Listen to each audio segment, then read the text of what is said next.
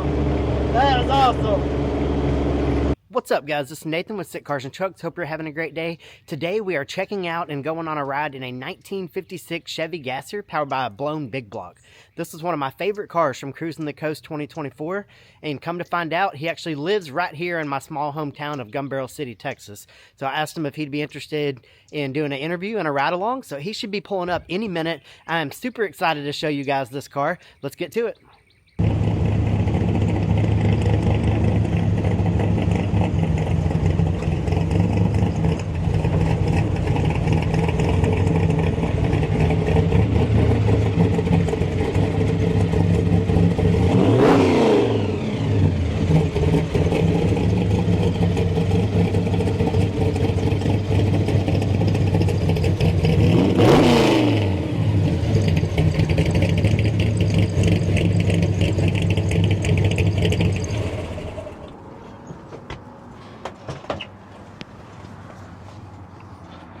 What's going on, guys?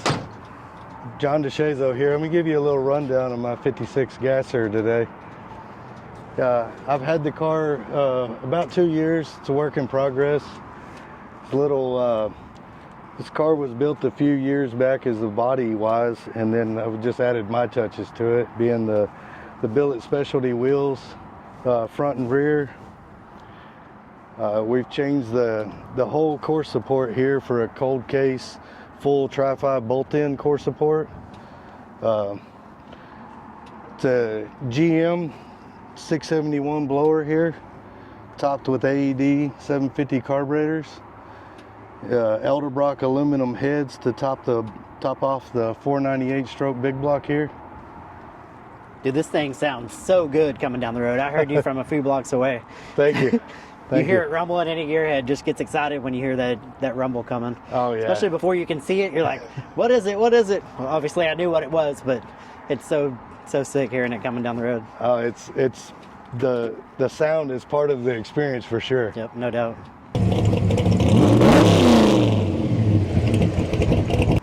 It's a blown 468 Bigblock. It's a 498 Bigblock. 498 Bigblock. About how much horsepower is it making? It's turned down for the street pretty good. I would say somewhere between 650, 700. Nice. I mean, never had it on a dyno, just judging by what it should be. But it's turned down, and we can run it on the street because it has a full progression ignition in it. It's pretty versatile for timing.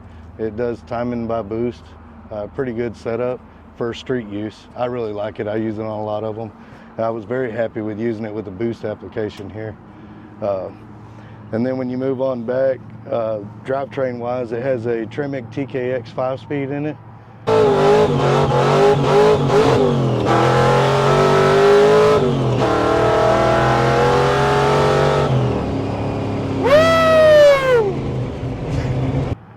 I love the overdrive. I cruise this car everywhere.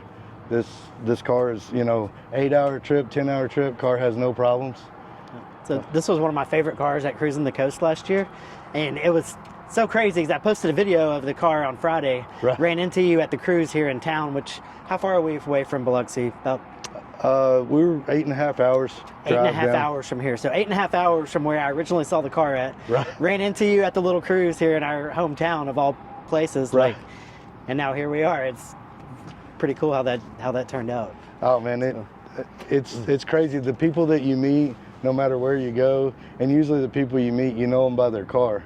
Or, some guys don't remember faces, but you always remember a car, especially if it's one of your favorites. Yep, that's exactly me. Right. Probably most gearheads, you're like, oh, I don't remember. Oh, he drives the matte black 56 Gasser. Yep. Right. I know that guy.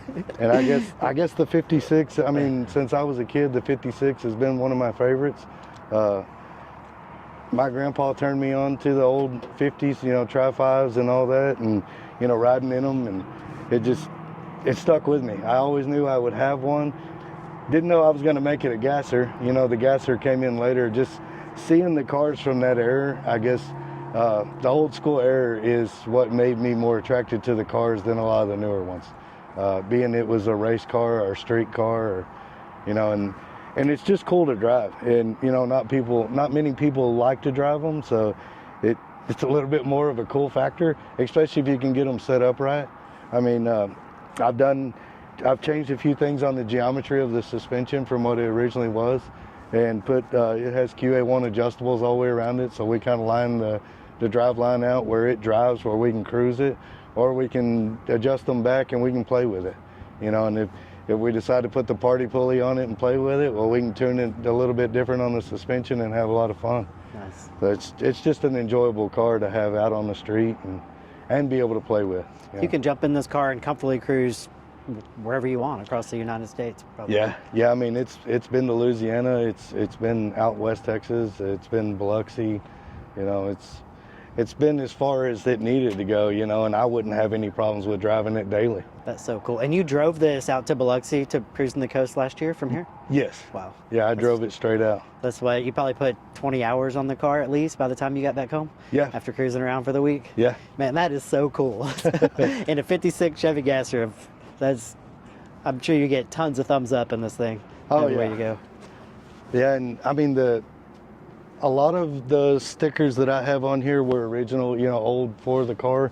A lot of them are the people that I've bought parts from that, you know, they're really helpful as far as the setup of the car.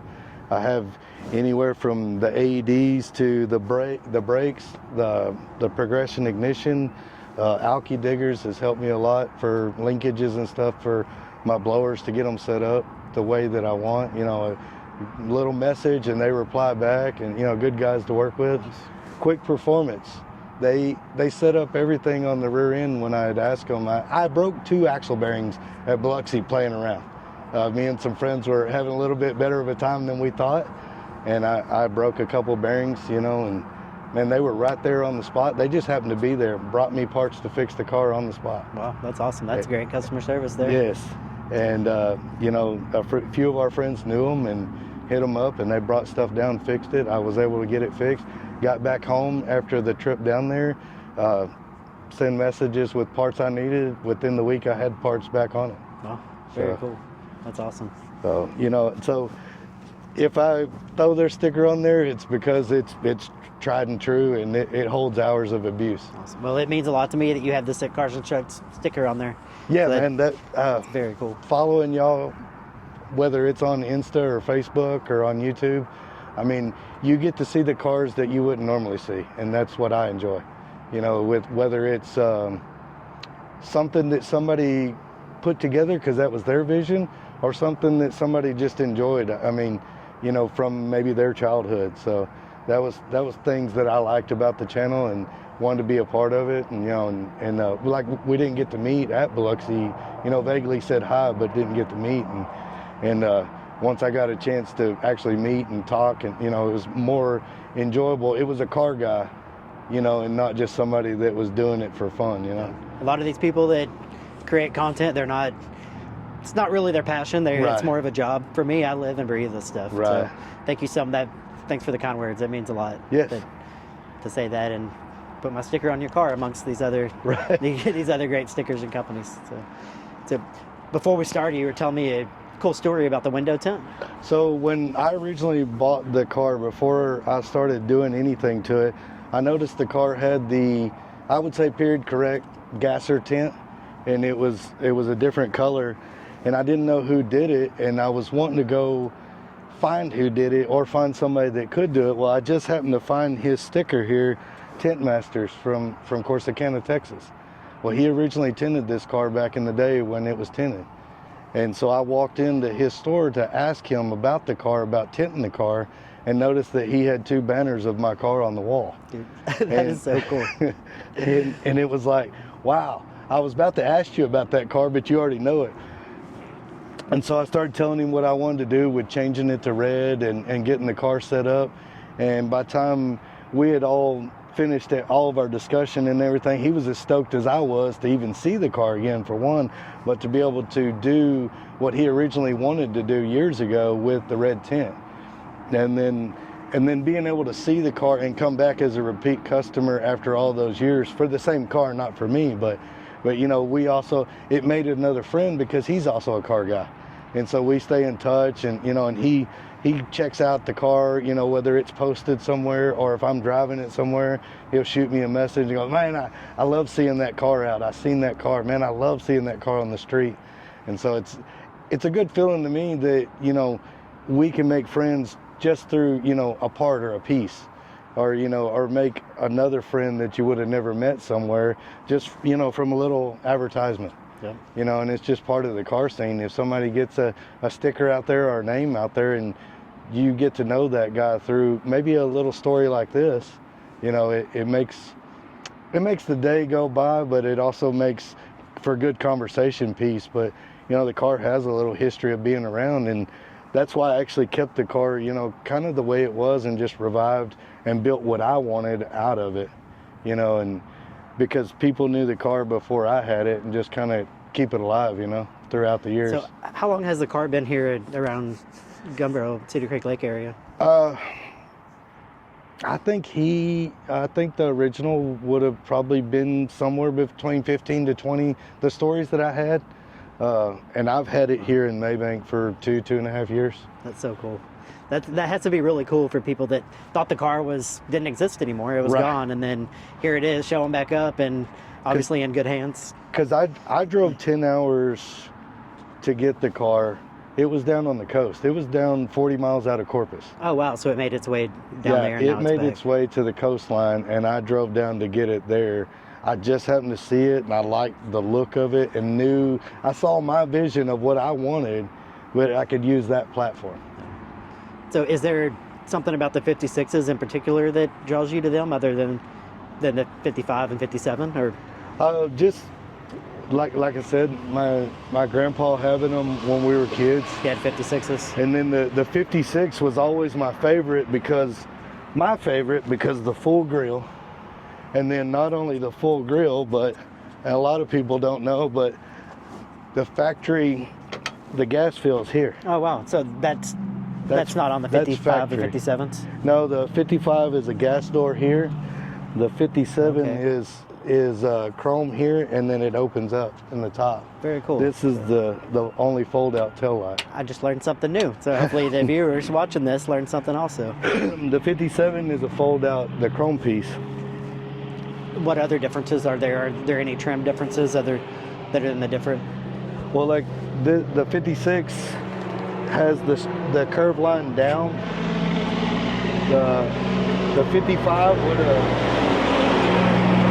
stopped up here unless it was a 150. The 150s have a short chrome. The 210 comes all the way back. Cool, thanks for the lesson there. I could tell a 55 and a 57, but 56s have been tough. I usually tell them by the grill, because like the 55 is the center grill and then has the park lights on the outside. The 56, the grill is all one piece, and then the 57, the bumper curves up around the grill. Is usually, you know, you can usually tell them. And then the 57 has a taller tail fin, and then it has the V chrome, which would, you know, be on Bel Air or 210. That's just one thing that makes this car even cooler is you don't see a lot of 56s, really. Right. I haven't anyway. So 55s and 57s are more common for whatever reason. But. And then I guess the gasser part of it would have been my favorite part, and it would have been like 2-lane blacktop.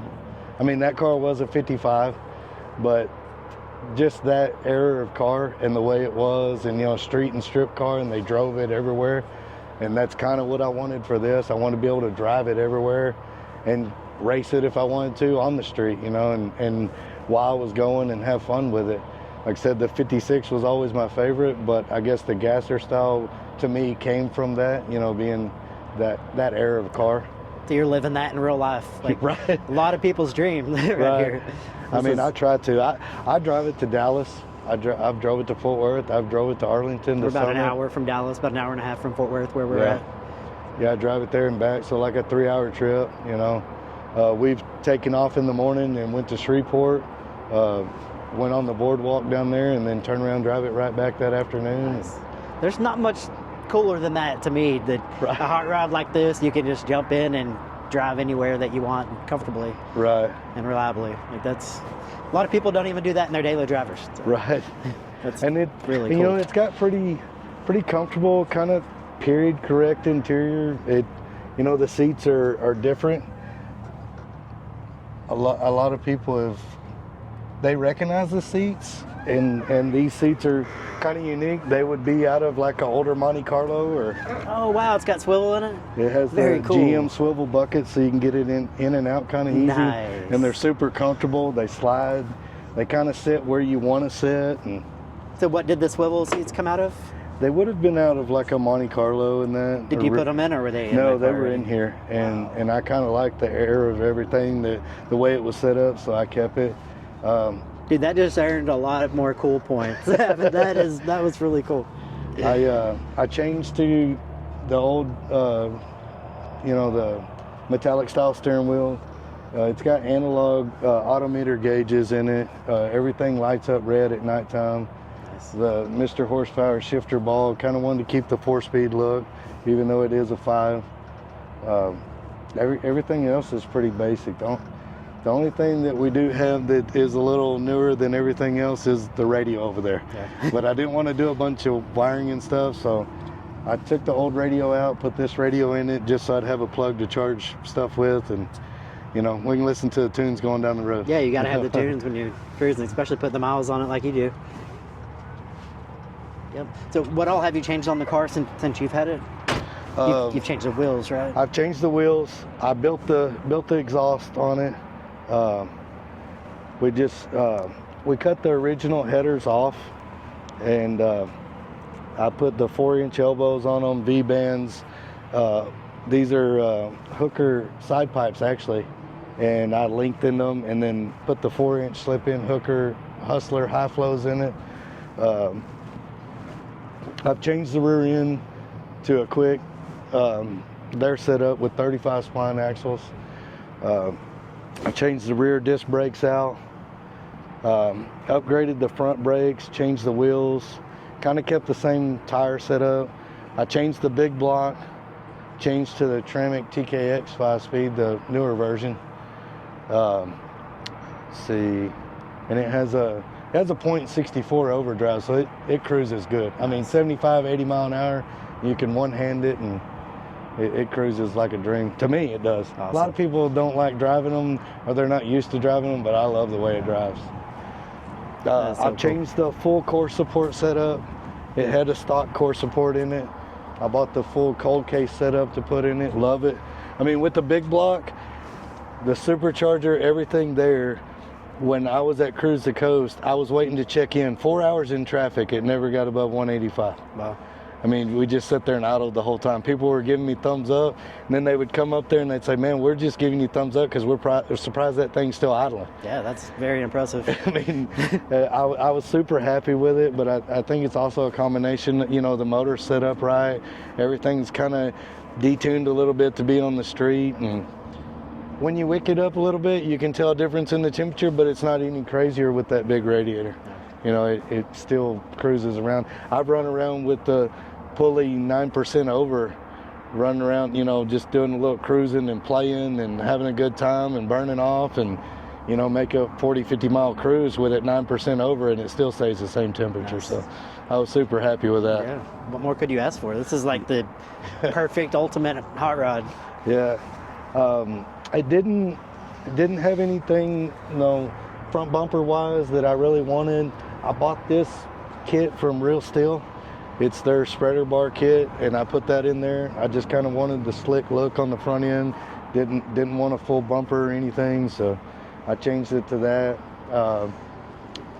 Besides that, and the window tint, I mean, really changing a few things on the inside. I changed a little bit of the geometry to where it rode like I wanted to ride. Swapped all the fuel line out to AN style fuel line. It has a Holley 130 mechanical fuel pump on it. I wanted to make it where I could stop somewhere. If a fuel pump went out, I could stop somewhere and go in a parts store and get a stock one, and I could lope it home. I tried to keep it, I would say, practical. So this is pretty period correct. So if all the technology and parts were available today that were available, if they were available in the 50s, then that's probably how this car would have been built. Right, because like the distributor setup, even though it is progression ignition, which is completely programmable for me. I mean, I can tune it and map it on my phone, but if you were to break down, you could take a billet style distributor and throw in there and hook up to the coil and take off. Nice. So, I mean, it's got a little bit of the new, but you could swap back to the old to drive it anywhere you could want to drive it. Love I didn't do anything that you couldn't have went to a hot rod store really back then and I didn't try to do anything that you couldn't have just bought and put on and throwed and took off, you know. That's awesome. You could go to a local parts store if you had to. Sweet. Well, enough of the talk. Love the stories and everything behind this car, but I'm ready to ride on it. Let's go for a cruise. Let's go.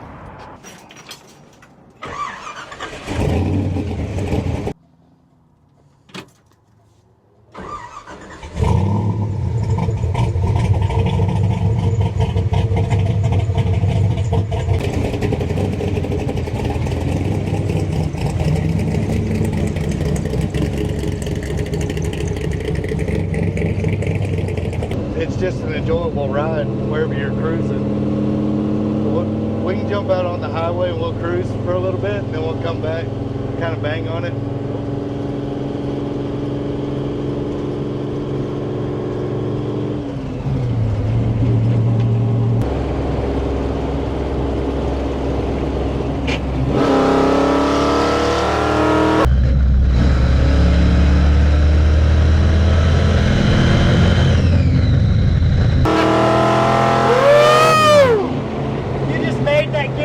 Probably weak.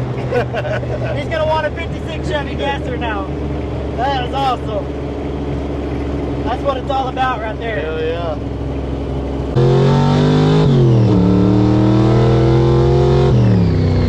Woo! Man, that is so sick. Hey. I bet it's hard to get out of this thing. Oh yeah. Stop drinking, just want to cruise all day. You needed a reason to get it out, so I'm glad I can give you a reason. Oh man, I can stay in this thing and drive. That's like I said, most people are like, man, I don't know how you can drive it, but like to me it's comfortable and I like playing with it. I mean, thumbs up and all that stuff you get cruising modes, and you're kind of addicted, isn't it? especially the kids like that and being on the road and letting them see it, and the thumbs up that you get from the younger crowd, and you know, being able to inspire the younger group, younger generation makes it worth it for sure. I can drop you here and I can go do one coming this way, and then I'll go turn around and do one coming back that way, and then I can grab you and Sweet. Perfect. make a circle. Sounds good.